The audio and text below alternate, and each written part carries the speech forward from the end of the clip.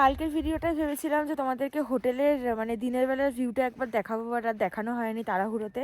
আজকেও তাড়াহুড়ো আছে, কিন্তু ব্রাশ ট্রাশ করে একটু রোদ পোহাতে বেরিয়েছি, খুব ঠান্ডা লাগছিল। তো তোমাদেরকে একবার চারদিকটা ঘুরিয়ে আমি একটু দেখিয়ে দিচ্ছি। এই হচ্ছে হোটেলের চারিপাশের ভিউটা। এই আমাদের হোটেল।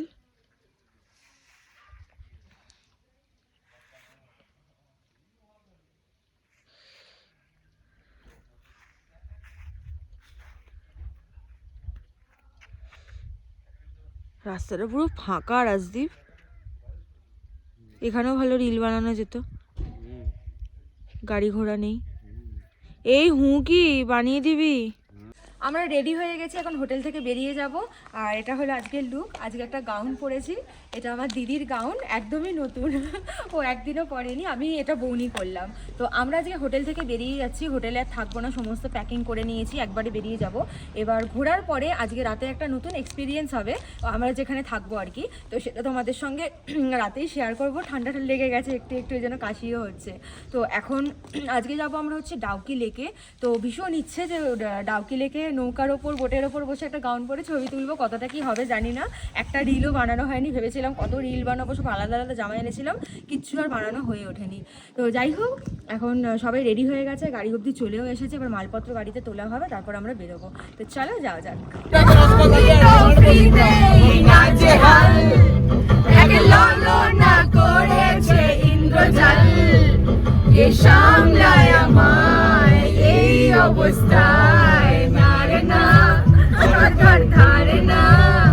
আমরা এখন গাড়িতে দাঁড় করালাম, এখানে এক জায়গায় ব্রেকফাস্ট করবো। এটা আমাদের সবার পায়ের অবস্থা, ঠিক আছে, আমরা ঘুরিয়ে ঘুরিয়ে রীতিমতন হাঁটছি, গাড়ি থেকে নামতে পারছি না, এত ব্যথা, মানে অবস্থা খারাপ হয়ে আছে সবার। তো এখন খেতে খাওয়ার জন্য নেমেছি। আমার খুব একটা খাওয়ার ইচ্ছে নেই, গাড়ির মধ্যে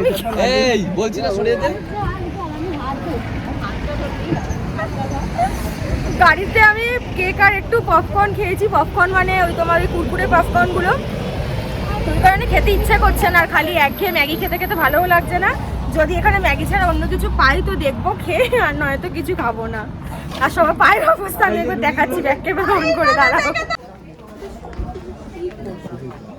এটা হচ্ছে আজকে পায়ের অবস্থা। এই রাজদীপ সরকে দেখাতে দে,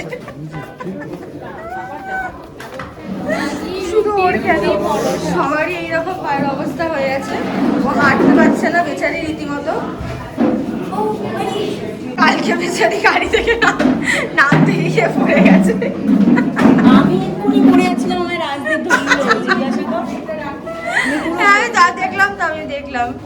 ও বাবা, ওর অবস্থা ভীষণ খারাপ, কারণ ও এতটা হাঁটাচলা খুব একটা করে না।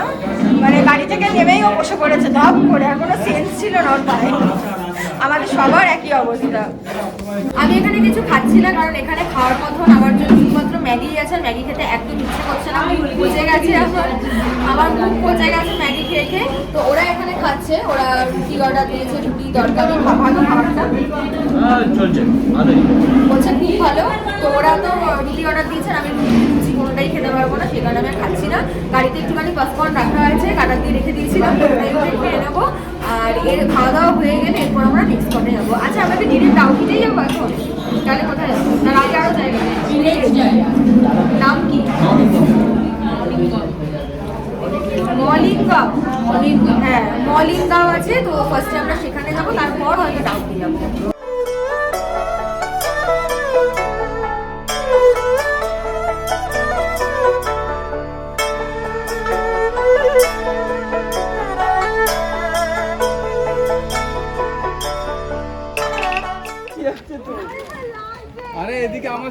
মলিনগাঁওতে পৌঁছে আমাদেরকে একটু হেঁটে এরকম রাস্তা দিয়ে নামতে হচ্ছে। আর ওকে দেখো কিভাবে নামাতে হচ্ছে।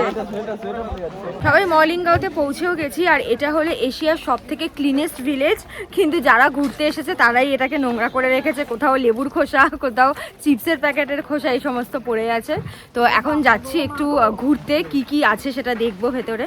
এখানেও আবার একটা ব্রিজ মতন আছে, সেটা দিয়ে উঠতে হচ্ছে। সবার তো অবস্থা খারাপ হয়ে যাচ্ছে, ঠিক আছে, দেখো এরকম একটা ব্রিজ দিয়ে উঠতে হচ্ছে, তার উপর আবার গাউন পরে আছি, গাউন আটকে যাচ্ছে পায়ে। বাট হ্যাঁ, মজা লাগছে। বাবা পাটা স্লিপ কেটে যাচ্ছে জুতোয়। তো দেখো ব্রিজটা, এরকম ব্রিজ দিয়ে কিন্তু আসতে হচ্ছে, বাঁশ দিয়ে করা আছে। দেখে মনে হচ্ছে না কোনো পিকনিক স্পটে এসছি, বলো ইন্দ্রদা? আচ্ছা, দেখে মনে হচ্ছে কোনো পিকনিক স্পটেই এসছি।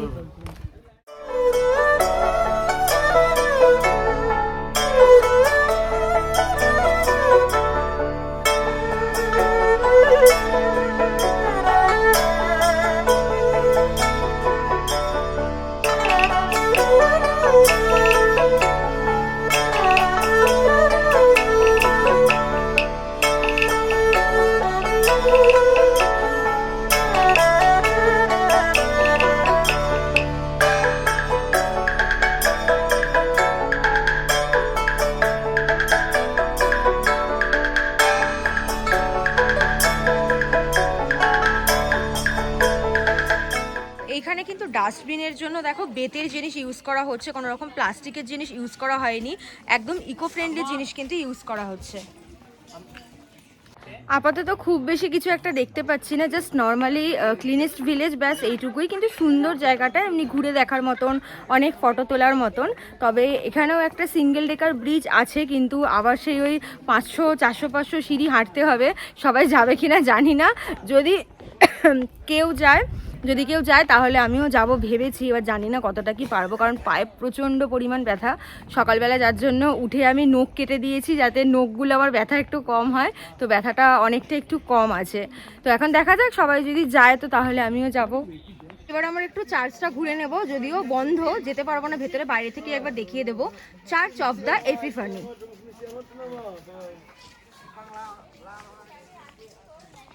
সবার ঘোরা হয়ে গেছে, আমি লাস্ট পড়ে আছি।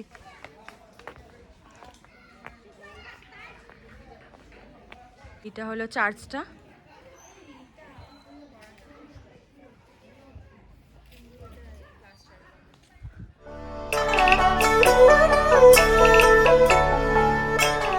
মলিংগাঁওতে বেতের তৈরি বিভিন্ন রকমের জিনিস তোমরা পেয়ে যাবে। বাঁশের বোতল পাবে, খুব সুন্দর সুন্দর জিনিস পাবে ঘরে সাজিয়ে রাখার জন্য।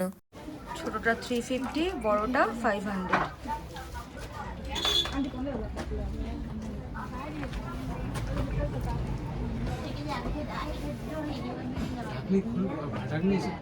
তারপর আবার পরে চাঁচতে হবে, বাবা চায়ের কাপলেট, ভাতে তো কাঠটা ক্ষয়ে যাবে।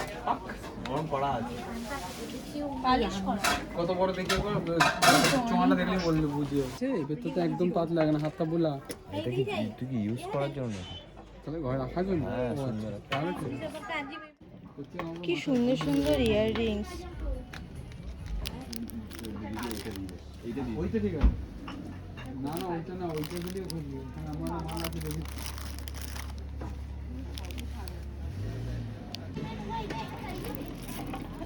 খোপার কাটা, এগুলো বোধহয় 100 করেই প্রাইস আছে। আর এই গুড্ডিগুলো 150।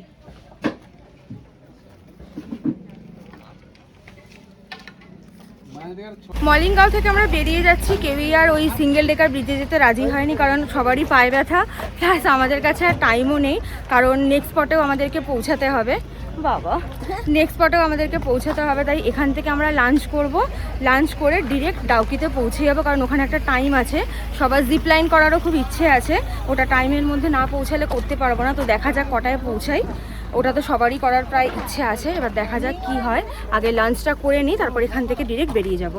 আমি আর রাজদীপ অর্ডার করেছি ফিশ থালিতে দিয়েছে একটা সবজি ভাজা, লেবু, টমেটোর চাটনি, শসা, একটু আলু ভাজা, ভাত, আর দিয়ে গেছে ডালটা সবার জন্য একসাথেই দিয়ে গেছে। আর এখানে ফার্স্টেই বলে দিয়েছে এখানে থালিটা শেয়ারেবেল নয়, সেই কারণে আলাদা আলাদা থালি নিতে হয়েছে।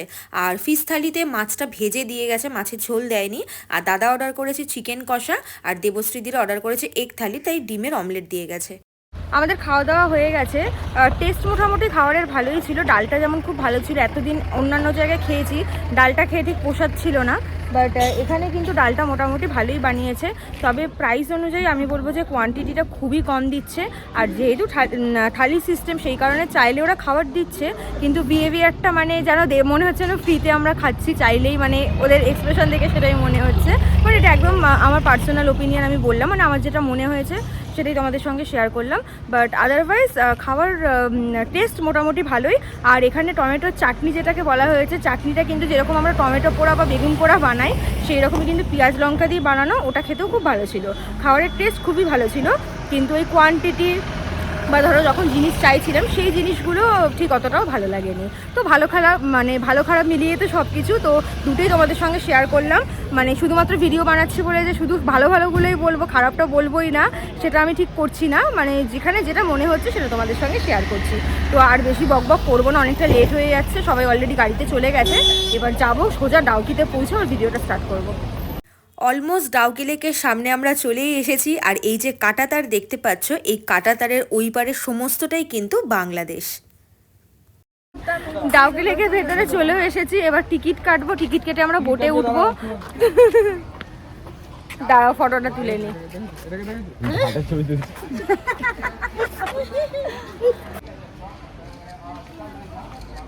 সারাদিনে বোধহয় ফার্স্ট সেলফি তোলা হলো। ভগবান রক্ষে করো। তো যাই হোক, এখন যাচ্ছি টিকিট কাটা হবে, টিকিট কেটে তারপর বোটে বসবো। আলো থাকতে থাকতে বসতে পারলে ভীষণ ভালো হয়। জানি না কতটা ভেতরে ভিড় থাকবে, পার্কিংয়ে তো ভালো ভিড় ছিল। এবার দেখি কি হয়, আলো থাকতে থাকতে বসতে পারলে ভীষণ ভালো হয়, নালে একটাও ভালো ফটো ভিডিও কিচ্ছু নিতে পারবো না, পুরো বেকার হয়ে যাবে এই গাউনটা পরে আসা। জানি না কি হবে, কোথায় টিকিট কাউন্টার তাই এখনো বুঝতে পারছি না। হেঁটে হেঁটে অনেকটাই ভেতরে যেতে হচ্ছে, আর পায়ের অবস্থা তো খারাপ। সিঁড়ি থেকে নামতে হলো, আর পাচ্ছি না, সিঁড়িতে উঠতেও পারছি না, নামতেও পারছি না, প্রচণ্ড কষ্ট হচ্ছে, সবার পায়েই কষ্ট হচ্ছে। এখন অবধি টিকিট কাউন্টার আমি খুঁজে পাচ্ছি না। টিকিট প্রাইস হলো 800 রুপিস, আর ক্যাপাসিটি 3 জন, মানে একটা বোটে তোমরা 3 জন বসতে পারবে। আর টোটাল টাইম হচ্ছে 45 মিনিটস। দেখো ডাউকি লেকের সামনে তো চলে এসেছি, টিকিটও আমাদের কাটা হয়ে গেছে, এবার শুধু বোটে চড়ার অপেক্ষা। আর দেখো যেখানে প্রচুর ভিড় দেখতে পাচ্ছ ওটাই কিন্তু বাংলাদেশ। মাঝখান থেকে দেখো একটা পাথরের বর্ডার করা আছে, আমি জুম করেই দেখাচ্ছি। দেখো মাঝখান থেকে একটা পাথরের লম্বা বর্ডার চলে গেছে, ওইটার ওপারেই কিন্তু হচ্ছে বাংলাদেশ। টিকিট কাটা হয়ে গেছে, সবাই খিচুড়ির লাইনের মতন দৌড়ে বেড়াচ্ছে, কে আগে যেতে পারে গিয়ে বোটে বসতে পারে। আলোটা চলে গেলেই ব্যাস বেকার হয়ে যাবে সব কিছু।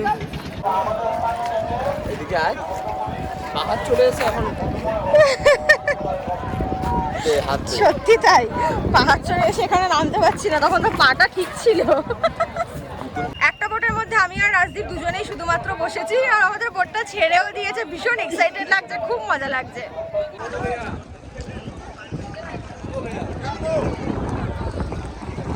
বাবারি বোটের সাথে বোটে ধাক্কা লাগছে।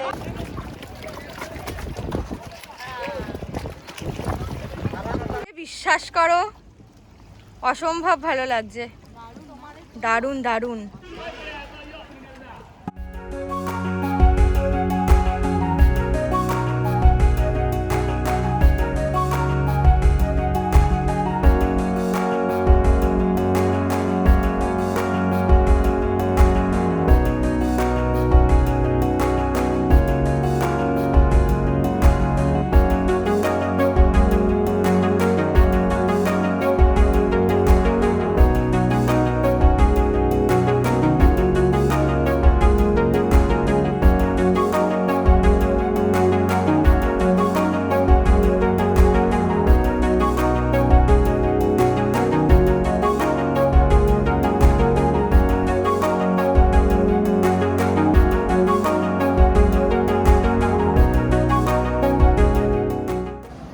রাজদীপ এখন জলে ফোনটা ডোবাচ্ছে, এর আগেও ডুবিয়ে একবার ট্রায়াল নিয়ে নিয়েছে, এখনো আবার ডোবাচ্ছে।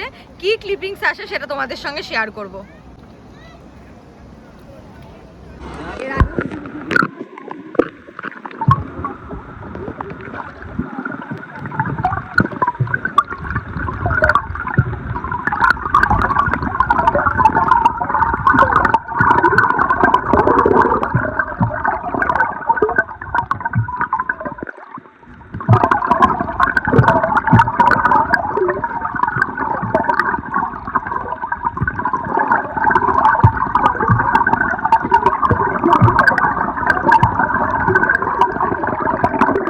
অন্ধকার হয়ে গেছে, তাই কোনো রকম ফটো আর ভালো উঠছে না, সব কেমন একটা যেন কালো কালো টাইপের উঠছে। আর আমাদের কিন্তু ঠিক এটার পাশেই আজকে বেস ক্যাম্প আছে, তাই তো ঠিক বলছি? হ্যাঁ, এইটার পাশেই কিন্তু বেস ক্যাম্প আছে। তো তোমাদেরকে বলছিলাম যে মানে রাতে একটা নতুন রকম এক্সপিরিয়েন্স হবে। তো সেটা হলো আজকে আমরা টেন্টে থাকবো, তো সন্ধেবেলায় ওখানেই থাকবো, ওখানেই খাওয়া দাওয়া হবে। আর কালকে সকালবেলায় কিন্তু টেন্ট থেকেই বাড়ির জন্য রওনাও হয়ে যাব। নিজেও খুব এক্সাইটেড, একদম নতুন নতুন সব এক্সপিরিয়েন্স হচ্ছে, তো ভীষণ ভালো লাগছে। আর নদীতে বেশি আমি ভিডিও করিনি, রাজদীপ টুকটাক করেছে, নদীটা ফিল করছিলাম, প্রকৃতিটা ফিল করছিলাম। সব একসঙ্গে হয়ে গেছি, আলাদা বোটে থেকেও কিন্তু একসঙ্গে হয়ে গেছি। একটু তাকাও দেবশ্রীদি, হাম পাছে পাছে হে। ও আচ্ছা, সরি, তুই তো এমনি বা সারাক্ষণ টাকাই ঘুরে বেড়াচ্ছিস। তো এই 5 জন একসঙ্গে। এই যে ব্যারিকেডটা দেখছো, এতদূর পর্যন্তই কিন্তু নৌকা আসবে, এসে টার্ন নিয়ে নেবে, মানে আমরা আবার ব্যাক করে চলে যাবো। তো এইটুকুর মধ্যে যেটুকু শ্যুট করার আমাদের করতে হবে, জাস্ট দারুণ লাগছে। নিজেও চোখ ধরে দেখে নিয়ে রাজদীপ ওদিকে ব্যাক ক্যামেরা শ্যুট করছে, তো যতটা ভিডিওতে উঠবে তোমাদেরকেও দেখিয়ে দেবো। তোমরা চাইলে কিন্তু নামতেও পারো, তোমরা যদি চাও তাহলে নেমে পাথর দিয়ে হেঁটে হেঁটেও দেখতে পারো, কিন্তু আমরা নামিনি, আমরা একবার নৌকা থেকে বসে এটা দেখে নিচ্ছি। দারুণ স্রোত, দারুণ, আমি নিজেও একটু দেখে নিই, দাঁড়াও।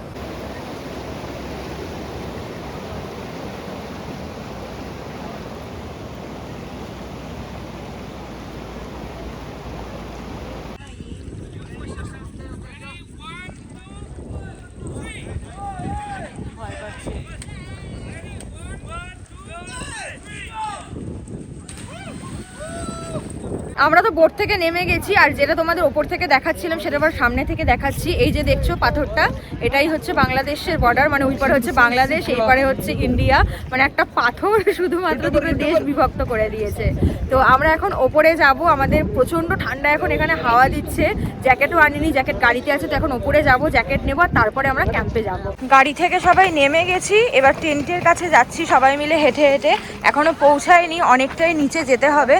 তো আগে টেন্টের কাছে পৌঁছাই, তারপর আবার ভিডিওগুলো স্টার্ট করব। দেখো ট্রলিগুলো কিন্তু এইভাবেই টেনে টেনে নিয়ে যেতে হচ্ছে।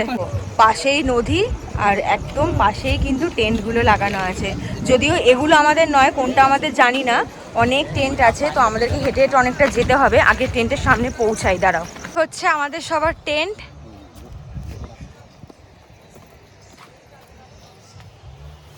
আমরা ঠিক ওই মাথায় ছিলাম, দেখা যাবে না, তাও চেষ্টা করছি। ওই মাথা থেকে হেঁটে হেঁটে পাথর টপকে টপকে এত দূর এলাম, আর এইখানে হচ্ছে আমাদের টেন্ট। আর প্রচুর দূরে ওয়াশরুম, প্রচুর দূরে। এখন তো পুরো ঘুটঘুটে অন্ধকার, কিচ্ছু দেখাতে পাচ্ছি না তোমাদেরকে। সকালবেলা যখন আমরা টেন্ট ছেড়ে বেরোবো তখন তোমাদের ভালোভাবে দেখিয়ে দেবো। অসাধারণ লাগছে, অসাধারণ, বলে বোঝাতে পারবো না। মানে ফার্স্ট টাইম এরকম এক্সপিরিয়েন্স, জাস্ট দুর্দান্ত লাগছে। মানে তোমরা যদি এটা এক্সপিরিয়েন্স করো অন স্পট এসে, তাহলেই তোমরা বুঝবে যে কতটা আনন্দ লাগে। আর সামনে পাথর, টেন্ট, আর আমরা এখানে সবাই মিলে বসে আগুন পোহাচ্ছি। মানে জাস্ট অসাধারণ একটা অনুভূতি, বলে বোঝানোর মতন একদমই নয়।